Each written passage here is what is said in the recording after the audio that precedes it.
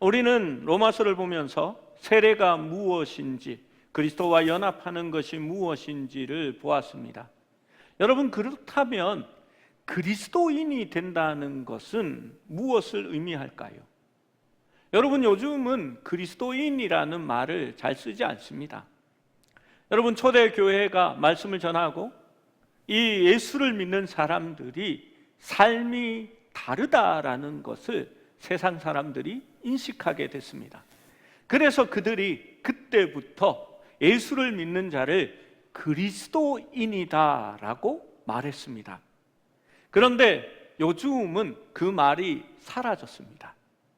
왜냐하면 그리스도가 믿는 자로부터 드러나지 않기 때문이기도 합니다. 요즘 사람들은 교회에 다닌다라는 말로 그 표현을 대신합니다. 여러분, 사실 굉장히 가벼운 말이기도 하고 정체성을 드러내지 못하는 말이기도 합니다. 여러분, 얼마나 자주 교회에 나가야 그리스도인일까요? 얼마나 오래 다녀야 그리스도인이 되는 걸까요? 여러분, 얼마나 이렇게 자주 다녀야 그리스도인이 되는 걸까요? 예수님은 그런 것으로 믿는 자를, 구원받은 자를 이렇게 구분하지 않았습니다.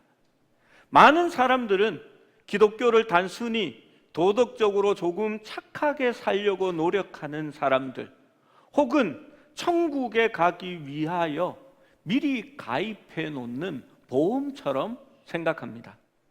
그런데 예수님은 선한 일을 많이 하는 것이나 종교적인 율례를 지켜 행하면 그리스도인이 된다라고, 하나님 나라에 들어간다라고 절대로 이야기하지 않으셨습니다.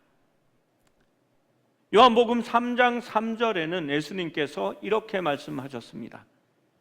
예수께서 대답하여 이르시되 진실로 진실로 내게 이르노니 사람이 거듭나지 아니하면 하나님 나라를 볼 수 없느니라. 여러분, 여기에서 예수님이 진실로 진실로 말하노니라고 합니다. 여러분, 이게 무슨 말이냐 하면요, 이거 진짜 중요한데, 내가 정말 말하는데 이건 틀림이 없는데 라는 말입니다. 예수님께서 이런 말을 붙이실 때에는 정말 그렇다, 정말 중요하다라는 것을 말씀하시는 겁니다. 진실로 진실로 내게 이르노니 사람이 거듭나지 아니하면 하나님 나라를 볼 수 없다라고 말씀하셨습니다. 이어서 3장 5절 말씀에도, 우리 3장 5절은 함께 읽습니다. 시작. 예수께서 대답하시되 진실로 진실로 하나님 나라에 들어갈 수 없느니라. 예수님은 다시 태어나야, 거듭난다라는 말은 다시 태어난다라는 의미입니다. 그래야 하나님 나라를 볼 수 있고 하나님 나라에 들어갈 수 있다라고 말씀합니다. 즉, 그리스도인이 된다라는 것은 완전히 새로 태어나는 것, 새로운 존재가 되는 것을 의미하는 것입니다. 오늘 본문에서 바울은 우리가 예수 그리스도를 믿을 때에 일어나는 가장 위대하고 신비로운 신분의 변화, 즉 죄에 대하여 죽고 하나님께 대하여 살아난, 거듭 태어난 새로운 피조물의 실제를 이야기하고 있는 것입니다. 즉 죽고 다시 태어난 거듭남에 대하여 말씀하고 있는 겁니다. 요한은 거듭남을 그렇게 표현했지만 지금 바울은 자기 나름대로 그 거듭남을 예수와 함께 십자가에서 죽고 예수와 함께 부활했다라는 것으로 표현하고 있는 것입니다. 오늘 이 말씀을 통해 진짜 그리스도인이 어떠한 존재인지를 깨달을 수 있는 시간이 되시기를 축원합니다. 첫 번째로 우리의 옛사람은 예수와 함께 이미 십자가에 못 박혔습니다. 우리 6절, 7절 말씀을 함께 읽어봅니다. 시작. 우리가 알거니와 우리의 옛사람이 예수와 함께 십자가에 못 박힌 것은 죄의 몸이 죽어 다시는 우리가 죄에게 종노릇하지 아니하려 함이니 이는 죽은 자가 죄에서 벗어나 의롭다 하심을 얻었음이라. 옛사람은 신자의 타락한 본성이나 부패한 어떤 일부를 이야기하는 게 아닙니다. 회심 전 아담 안에서 죄와 사망의 압제를 받던 옛시대 인간 전체를 가리키는 말입니다. 아담 아래서 있었던 인류 전체는 죄의 저주에서 벗어날 수 없는 심판받아 마땅한 아무런 희망이 없는 그러한 존재였습니다. 여러분, 우리가 말할 때에 도저히 살아서는 벗어날 수 없다라고 말하는 그러한 존재론적 감옥에 있었던 겁니다. 그런데 6절의 말씀은 우리의 옛사람이 예수와 함께 십자가에 못 박힌 것은 죄의 몸이 죽어 다시는 죄에게 종노릇하지 아니하려 함이니라고 말씀합니다. 여러분, 이게 무슨 말일까요? 우리가 살면서 죄를 짓고 또 넘어질 때마다 사탄은 눈에 불을 켜고 법정의 검사처럼 우리를 찾아옵니다. 그리고 하나님 앞에 고소장을 들이밀게 됩니다. 마치 욥을 하나님 앞에서 고발하는 것처럼 말입니다. 이 사람이 또 죄를 지었습니다. 법대로 처벌해 주십시오. 이 사람은 영원한 형벌, 사망에 합당합니다 라고 말합니다. 여러분, 이때 재판장이신 하나님께서 그 법봉을 탕탕탕 두드리며 이렇게 판결을 내리는 겁니다. 이 사건은 재판할 필요가 없다. 피고인 옛사람은 이미 그리스도 안에서 사망했으므로 이 사건에 대하여는 더 이상 너에게 기소권이 없다, 공소권 없음이라고 판단하는 것입니다. 여러분, 현대 법률에서도 범죄 혐의를 받던 피의자가 사망하면 검사는 더 이상 수사를 진행할 수도 없고 재판을 청구할 수 없습니다. 피고인이 이 세상 법에 속하지 않기 때문에 더 이상 재판할 권리가 없기 때문입니다. 이를 법률 용어로 공소권 없음, 불기소 처분한다라고 말합니다. 여러분, 이러한 원리가 영적인 법정에서도 그대로 적용됩니다.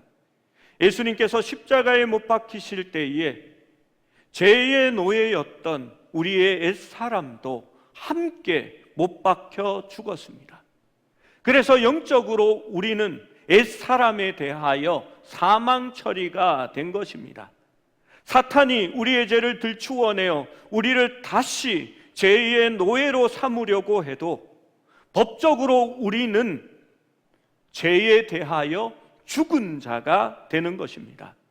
그래서 바울은 다시는 죄에게 종노릇하지 않게 하려고 그리스도와 함께 우리가 죽었다라고 말하는 것입니다. 우리의 옛사람은 죄와 사망의 지배 아래에 있었지만 우리가 나를 위한 그리스도의 죽음과 부활을 믿을 때에 최고 재판관이신 하나님이 선언하시는 겁니다.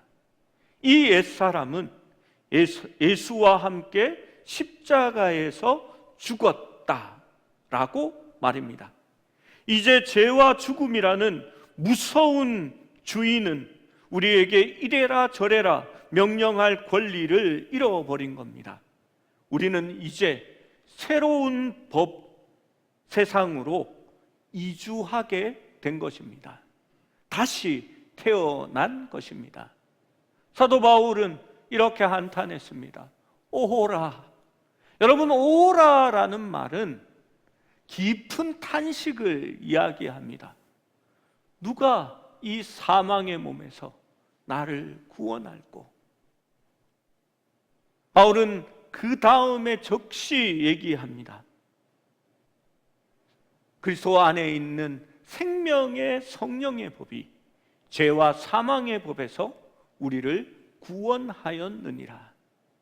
여러분, 그리스도 안에서 우리가 죽음으로 말미암아 이 사망의 몸에서 우리가 구원을 받았고 이제는 생명의 성령의 법 안으로 들어가게 된 것입니다.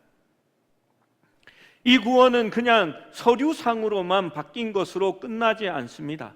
신분이 바뀌면 우리의 삶과 존재도 송두리째 변하기 시작합니다. 그리스도 안에서 우리의 옛사람은 죽었지만 우리는 다시 살아났기 때문입니다. 8절 9절 말씀도 함께 읽어봅니다. 8절 9절입니다. 시작. 만일 우리가 그리스도와 함께 죽었으면 또한 그와 함께 살 줄을 믿노니 이는 그리스도께서 죽은 자 가운데서 살아나셨음에 다시 죽지 아니하고 사망이 다시 그를 주장하지 못할 줄 알미니라. 죄와 율법과 사망 아래 있었던 우리가 그리스도의 부활을 통하여서 우리가 다시 살아나게 되었습니다. 우리가 다시 산 것은 율법 아래 있는 것이 아니라 생명의 성령의 법, 은혜 아래 거할 수 있게 된 것입니다. 여러분, 신분이 바뀌면, 다시 태어나면 삶도 달라지게 되어집니다. 요즘 가끔씩 그런 이야기들이 있습니다.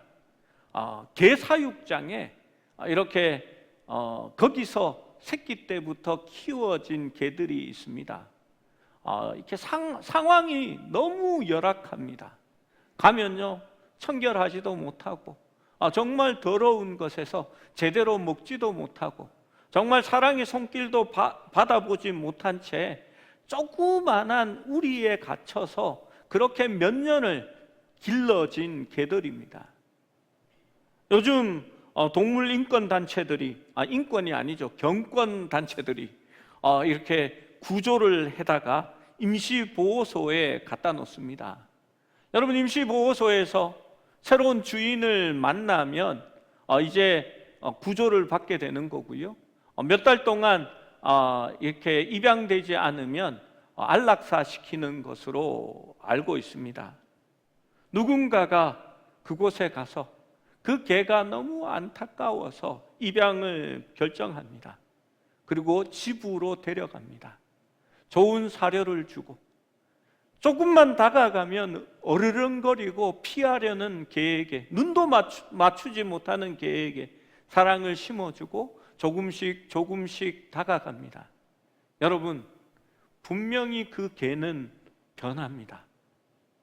사람을 피하던, 사람의 손길을 거부하던 개가 조금씩 조금씩 사람의 눈을 대하고 또 사람이 다가갈 때마다 이제는 꼬리를 지켜 세우며 살랑살랑 흔드는 모습을 보게 됩니다. 여러분, 신분이 바뀌면 삶도 달라지게 되는 겁니다. 길거리에 버려졌던 고아가, 거지가 어느 날 사랑이 넘치는 왕의 자녀로 입양되었습니다. 한번 생각해 보십시오. 처음에는 고아의 습관이 남아있을지도 모릅니다. 그러나 왕의 따뜻한 보살핌을 받고 너는 내 사랑하는 아들, 딸이다 라는 말을 매일 들으며 살다 보면 어떻게 변할까요? 시간이 지나면 말투도 행동도 생각하는 방식도 점점 왕의 자녀답게 품위 있게 아름답게 변해가는 것입니다. 여러분, 우리가 그렇습니다. 이제는 다시 태어났습니다. 새로운 존재가 되었습니다. 우리는 달라지고 있는 것입니다. 여러분, 그러나 영적 투쟁이 여전히 존재합니다. 사탄이 길 건너편 밭에서 소리치는 유혹은 존재하지만 우리는 더 이상 죄의 절대적인 권력을 가진 폭군 밑에서 살아가는 존재가 아닙니다. 죄의 통제권은 이미 박살났습니다. 따라서 우리를 구속하거나 우리를 억누르거나 우리의 자유를 빼앗거나 죄를 지을 수밖에 없게끔 만드는 그러한 존재가 그들은 아닙니다. 여러분, 중국에 있는 시진핑이 인권을 억압하고 정말 반민주적인, 사람을 못 살게 하는 그러한 일을 자행하고 그런 법을 만듭니다. 여러분, 그렇게 하면 어떻게 합니까? 야, 우리 죽었구나, 어떻게 이제 살아갈 수 있지? 이런 생각을 하지 않습니다. 그 법은 그 나라에만 적용되는 것이고 우리는 대한민국에 있기 때문에 아무런 상관이 없고 자유함을 누릴 수 있는 것입니다. 죄의 통제권은 이미 박살났습니다. 우리는 그리스도 안에 있기 때문에 그 저주에서 벗어나 있는 것입니다. 여러분, 시인과 촌장의 하덕규 씨를 압니까? 네, 아시는 분도 있고 모르시는 분도 있고. 가시나무라는 노래를 아시죠? 그래도 반응이 없네요. 예, 집사님 감사합니다. 나머지 분들은 내 속엔 내가 너무도 많아 당신의 쉴 곳 없네. 그래도 모르면 어쩔 수 없는 겁니다. 예, 그 하덕규 씨가 처음 이 찬양을 만들었을 때 찬양으로 만든 겁니다. CCM으로. 내 속에 가시와 가시나무의 가시처럼 내가 너무 많아서 주님을 받아들이지 못하는 자신을 안타까워하는 겁니다. 그런데 조성모 씨가 그 찬양을 유행가로 만들어 버렸어요. 뮤직비디오에 예쁜 아가씨가 이렇게 탁 나오는데 당신의 쉴 곳 없네 하니까 그 아가씨와 이제 살 수 없네 뭐 이런 느낌이 나도록 만들어 버려가지고 저는 굉장히 분노했습니다. 참 좋은 찬양의 하나였는데요. 그 하덕규 씨의 광야라는 앨범이 있습니다. 그리고 그 앨범 중에 지난 날에게라는 시가 있습니다. 제가 한번 읽어볼게요. 중간에 중략한 부분이 있습니다. 내가 마련해 준 신을 신고 이만큼이나 걸어왔다. 너는 멀어진 기억 숲속 어딘가에서 애잔한 모습으로 내가 여기 있어요, 내가 여기 있어요 라며 애타게 나를 부르지만 나는 돌아보지 않겠다. 이제 슬프게 떠돌았던 잿빛 허무의 신을 신고 내가 걸어야 할 저 광야, 이 새로운 눈물 너머로 꿈에도 그리운 약속의 땅, 저 황금빛 들판 눈앞에 춤추는데, 눈앞에 춤추는데, 눈앞에 춤추는데. 여러분, 이 시는 어둠과 절망 속에 죄에 얽매여 있던 옛사람의 모습을 나타냅니다. 어두움의 그늘이 자꾸만 익숙한 목소리로 나에게 내가 여기 있어요, 내가 여기 있어요 라고 나의 발목을 잡지만 이제는 절대로 돌아보지 않겠다라고 말합니다. 옛사람에게 심겨준 그 허무의 잿빛 신을 벗고 이제는 광야로 걸어나갑니다. 눈앞에 있는 황금빛 들판을 바라보며 그 들판이 눈앞에 춤추는 것을 바라보고 있는 겁니다. 여러분, 그렇습니다. 우리도 변화된 사람입니다. 남의 밭에서, 국경 너머에서 사탄은 지금도 우리에게 내가 여기 있어요, 내가 여기 있어요 하면서 우리를 붙잡습니다. 그러나 우리는 그리스도 안에서 죽음으로 말미암아, 그 십자가의 연합됨으로 말미암아, 예수 그리스도와 함께 죽음으로 말미암아 이제 새롭게 태어난 존재들입니다. 그들이 비록 유혹한다 할지라도 우리는 거기에 눌려서 살아가는 존재가 아닙니다. 그래서 10절, 11절은 이렇게 말씀합니다. 함께 읽어봅니다. 시작. 그가 죽으심은 죄에 대하여 단번에 죽으심이요 그가 살아계심은 하나님께 대하여 살아계심이니 이와 같이 너희도 너희 자신을 죄에 대하여는 죽은 자요 그리스도 예수 안에서 하나님께 대하여는 살아있는 자로 여길지어다. 여길지어다. 여러분, 죄에 대하여는 죽은 자요 그리스도 안에서 하나님께 대하여 살아있는 자로 여길지어다. 여러분, 죄에 대하여는 우리가 그리스도께서 죽으심으로 말미암아 죽은 자입니다. 그러나 우리가 살아있음은 하나님에 대하여 우리가 살아있는 것입니다. 우리는 그리스도 안에서 하나님께 대하여 살아있는 것입니다.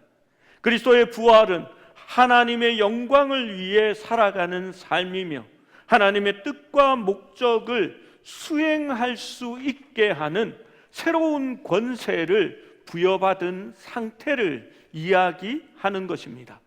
바울이 이를 강조하는 궁극적인 이유는 11절에서 신자 역시 그리스도처럼 자신을 죄에 대하여 죽고 하나님에 대하여 산자로 여기도록 유도하기 위함입니다.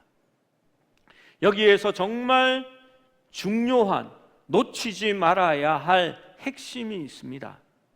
이 11절 9절의 마지막 절에 보면 이 새로운 상태가 오직 그리스도와의 연합으로만 가능하다라는 것을 일깨워 줍니다.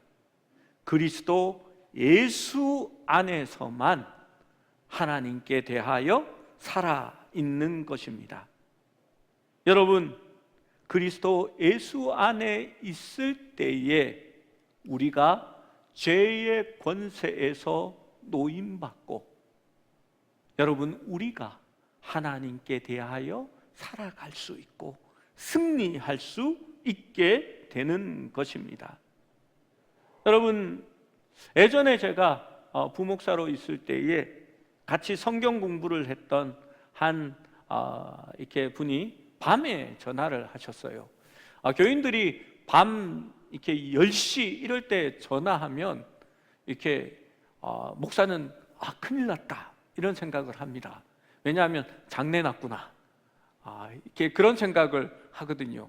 근데 10시쯤 전화가 와서 목사님, 저희 집에서 가까운 곳에 계신 분인데 목사님 밖에 나올 시간 되세요? 라고 하더라고요. 그래서 예, 시간 괜찮아요 하니까 포장마차 가서 우동 한 그릇 먹읍시다 하더라고요. 그래서 밤에 나와서 우동을 한 그릇 먹었습니다. 먹고 나더니 목사님 조용하게 얘기할 게 있는데요 해서 교회 안으로 들어가서 목양실에 불을 켜고 같이 테이블에 앉았습니다. 이분이 쭈뼛쭈뼛 거리다가 이렇게 얘기를 자꾸 미루시는 거예요. 이분이 이렇게 대학병원의 교수입니다. 의사, 교수인데 무엇 때문에 그러나 했더니 정말 목사님, 제가 어떻게 할지 몰라서 목사님을 밤에 불러냈습니다.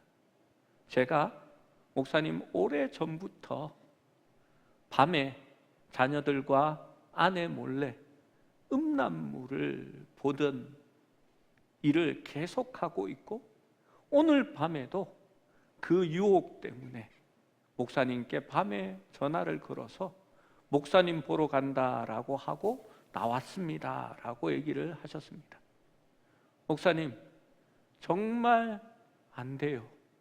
개가 토한 것에 다시 돌아가는 것처럼 제가 그런 사람입니다. 돼지가 더러운 진흙에 씻겨 놓으면 다시 눕는 것처럼 목사님 어떻게 할 줄 모르겠습니다 라고 얘기하셨습니다. 여러분 어떻게 해야 할까요? 그리스도 안으로 더 깊이 들어가는 겁니다. 그 시간에 주님과 함께 하는 것이 여러분 정답입니다. 우리의 의지로, 우리의 생각으로, 우리의 노력으로 결코 죄에서 벗어날 수 없습니다.